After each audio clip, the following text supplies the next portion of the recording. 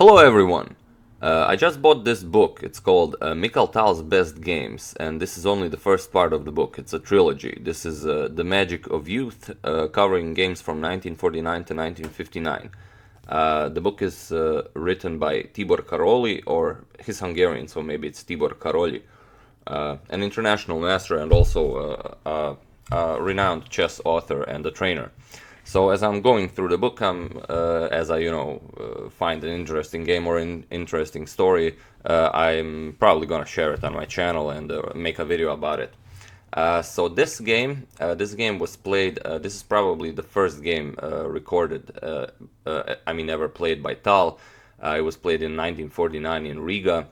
Tal was 12 years old at the time, and this was played in a simultaneous exhibition. Ratimir Kolmov, a well-known chess master, was holding the exhibition, and Tal was one of the participants of the exhibition. And Kolmov was a really strong chess master at the time. Later, he will become one of the world's strongest grandmasters. Throughout his career, Mr. Kolmov played, I believe, 7 or 8 world champions, and he played about 52 games against world champions, winning 7 and drawing 34. And losing 12 games, so not a bad score against world champions. But this game, he has the white pieces against 12-year-old Mikhail Tal.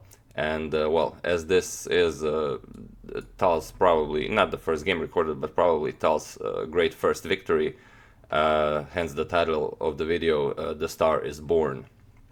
So as I said, Kolmov has the white pieces and he plays c4. We have e6, knight to c3, d5, d4. So the queen's gambit declined. We have c6, knight to f3, and knight to f6. Tal goes for the semi-Slav defense. And Tal often used the semi-Slav defense in his younger days, but later he would completely stop playing this. But he will pick it up again later, as he gets older. Bishop to g5, and here Tal goes for d captures on c4, preparing the very sharp Botvinnik variation. We have e4, b5. Kolmov goes for e5, and this knight isn't really trapped. Here Tal plays h6, and this is the first inaccuracy by Ratimir Kolmov, the chess master. He plays bishop captures on f6, attacking the queen. Better here would be, the pieces are gonna be exchanged, so better here is maybe bishop to h4, and then after g5, knight captures on g5, h captures, and then bishop captures on g5, and next move, or whenever you feel like it, you will, grab the piece, and, this is considered to be better for white. But okay, after h6, maybe Botvinnik variation wasn't really known in 1949. So Kolmov played bishop captures on f6, g captures on f6, e captures on f6, and here Tal doesn't recapture immediately, although he is of young age. He prefers development to material, so he goes for bishop to b4, pinning that knight, not allowing it to jump to e4. Bishop to e2, and now Tal captures the pawn. Queen captures on f6. Kolmov castles, and we have bishop captures on c3. And this definitely is an inaccuracy by Tal. Probably better would be to develop the knight with knight to d7 or something. But this is giving up a pretty strong dark squared bishop and also strengthening white's d4 pawn. But okay, Tal played bishop captures on c3. We have big captures on c3, and now Tal plays knight to d7, not allowing this white knight to jump to e5. We have a4. Bishop to b7, and now Kolmov does play knight to e5. He sacrifices another pawn, thinking that the initiative alone will be enough against the 12-year-old boy, but he was mistaken. Tal plays knight captures on e5, d captures on e5, and queen captures on e5, and Tal is up 2 pawns now. Even though he wasn't really going for material in the game. Bishop to f3 now with ideas of a captures on b5. And here Tal can capture this c3 pawn, which does seem like a very juicy pawn. It creates a very strong passed c4 pawn. But again, Tal isn't interested in material. He goes for rook to d8 with a tempo on the queen.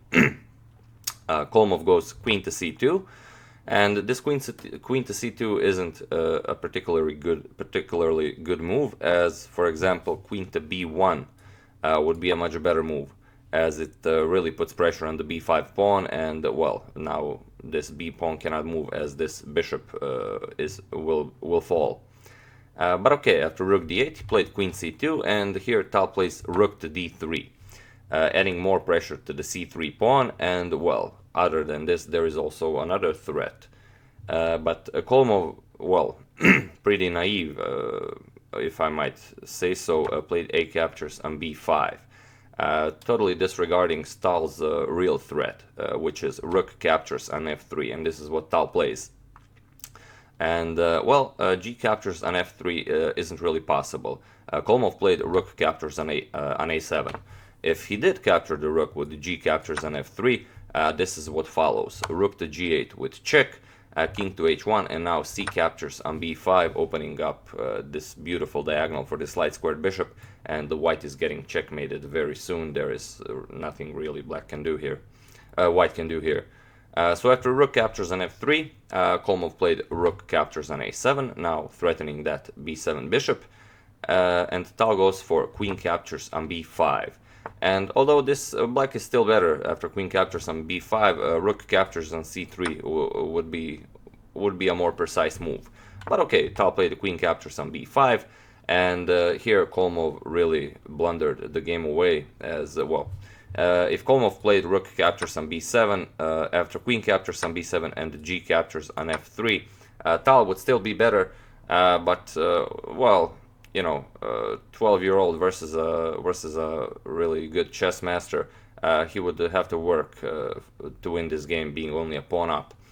But after this queen to b5 idea, Ratimir Kolmov played g captures on f3, which allows Mikhail Tal to checkmate his opponent in 5 moves, and this is exactly what Tal does.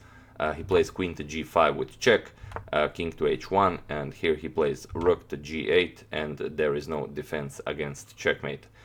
With best defense, it's mate in 3 moves. For example, rook to a8 with check, but this is only prolonging the game. Bishop captures on a8, queen to g6, and after rook captures h4, and queen captures on h4. But there's really no point in making any of these moves. So after rook to g8, of course, the known chess master Ratimir Kolmov resigned the game, and Tal was victorious. Hence, the star was born. And it's interesting.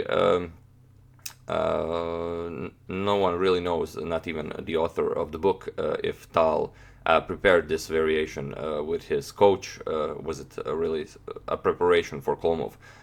It's a safe bet to say that it was, but then again, who knows? Maybe Tal just had a great day. So yeah, that's the game. I do hope you enjoyed it. I would like to thank Mark Hartzler for a contribution to my channel. Thank you a lot. I really appreciate it. As usual, you can check 2 of my previous videos here.